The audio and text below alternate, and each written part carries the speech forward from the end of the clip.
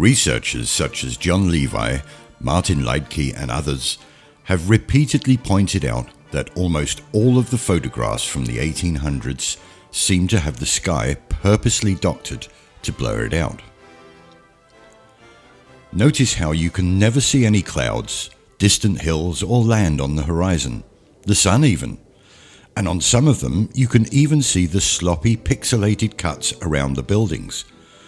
Are they purposely hiding something? And if so, what and why? We have also noticed that churches and older structures around Scandinavia, and the rest of the world for that matter, all have large open belfries, but with no bells in them. They also seem to have human-sized arches and platforms, much like old skyscrapers and towers such as the Empire State Building and the Eiffel Tower. They have them very near the top. Is it possible both questions have the same simple answer? As always, the topics we touch on in our videos are our own musings and should be taken as such. Do your own research and come to your own conclusions. There was obviously something in the skies that they didn't want us to see. Were there commonplace atmospheric anomalies that would seem strange to us today?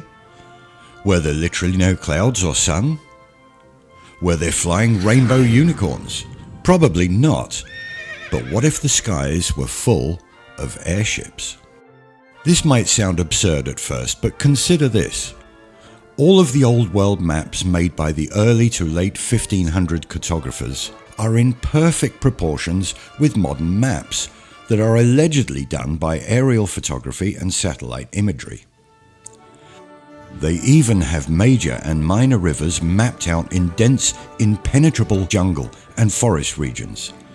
They even have coastlines and areas mapped out in places we had allegedly never even discovered or explored at that time.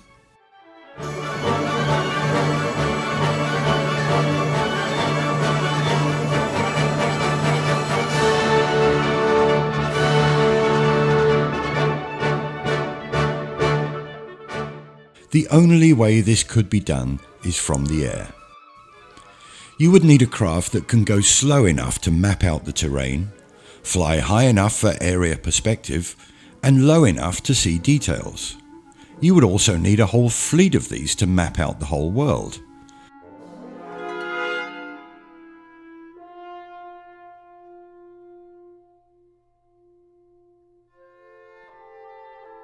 But where would you keep or moor them in the 1500s?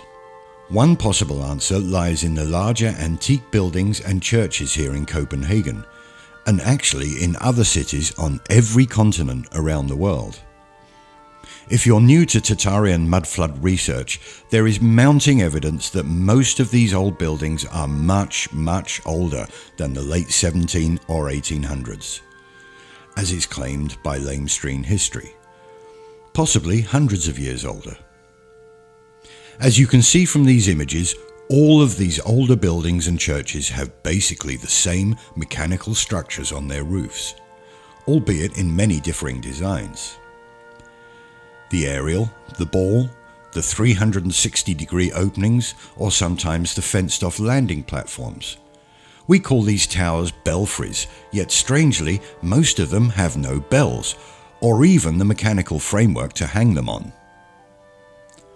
Why would this design of towers be universal across the country, and as you will see later on, also across the world? Did these people have bats in their belfries?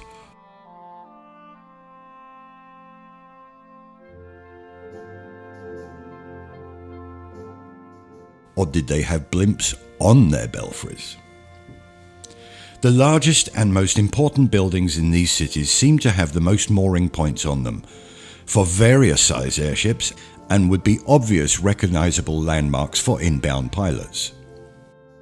We can imagine several different scenarios. Larger airships with many passengers and large cargo would unload on the ground, and then pilots and crew would moor the ship on the tower and disembark via a gangplank into the human-sized openings in these towers. Another scenario would be the bus stop analogy, where certain passengers would disembark down a gangplank through the tower and the airship could move on quickly to the next destination. If we look at these towers, there is always a large antenna with a ball, perfect for mooring and keeping the ship tethered. As no one can predict the direction of the wind, it would make sense to have multiple openings 360 degrees around the tower, as they all do. Most of these towers have a smaller top belfry with windows too small to walk through, but perfect for a landing technician for sighting and mooring. If this theory is correct, then we can also see that it wasn't just the largest and most important buildings that had this technology, but private residences also had mooring points for smaller airships on their roofs. There is a theory that these buildings doubled as atmospheric energy harvesters, and for all we know, they were also recharging these airships while moored, and that this free energy technology may be part of the reason they could be hiding the existence of these once commonplace airships.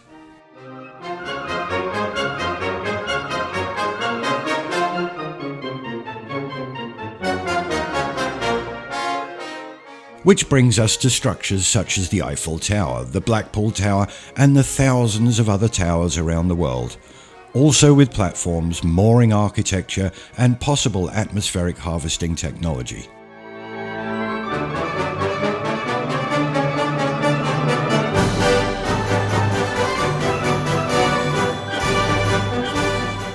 Could this be what they were really built for?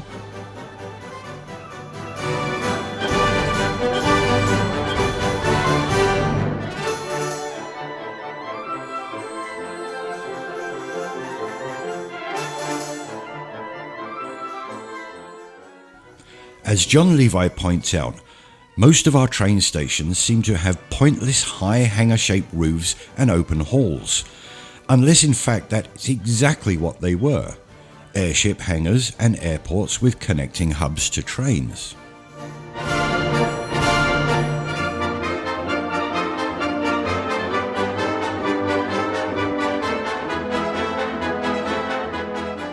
If you Google Tesla today, you'll get Elon Musk and his energy and resource guzzling electric cars, and very little on the electrical genius who was Nikola Tesla, as if he is being deliberately deleted from history.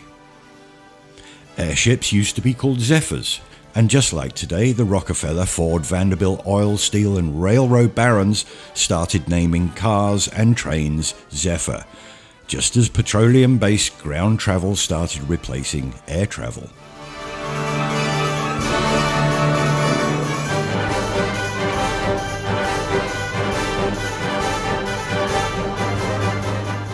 This amazing green, clean, quiet mode of travel was obviously not profitable to the oil barons and needed to go. These airships were actually still quite commonplace even in the early 1900s, as we can see here. As we know, alcohol prohibition was really about removing natural plant-based fuels like ethanol, so that the automotive industry had to rely on profitable big oil for fuel. But how would you eliminate your biggest competitors that can fly without the use of petroleum-based fuel? By scaring the shit out of everyone to ever set foot on one of these airships again. False flag, anyone?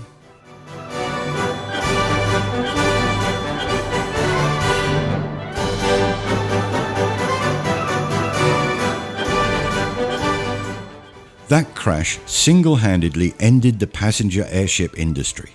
How convenient. Getting back to the 1800s and the blanked-out sky photographs, there is a very curious anomaly when we watch the alleged footage of the Wright brothers' first flight in 1903. You would think that if you were watching the first ever manned aeroplane flight, still thought to be impossible at the time and the greatest achievement in history, you would be watching intently with a look of wonderment on your face, not wanting to miss a single second. But like the Zapruder film also shows people looking uninterested in any direction but the most popular president in history's motorcade, the Wright brothers spectators seem to be equally disinterested and unenamored. Hey Bob, let's go grab some lunch while these guys try to get that wooden contraption off the ground.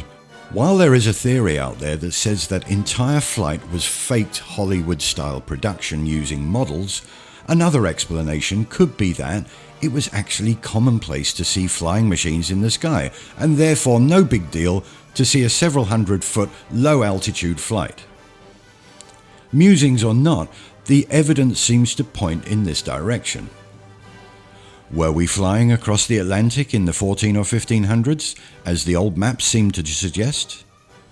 Why did they blur out the skies in the 1800s?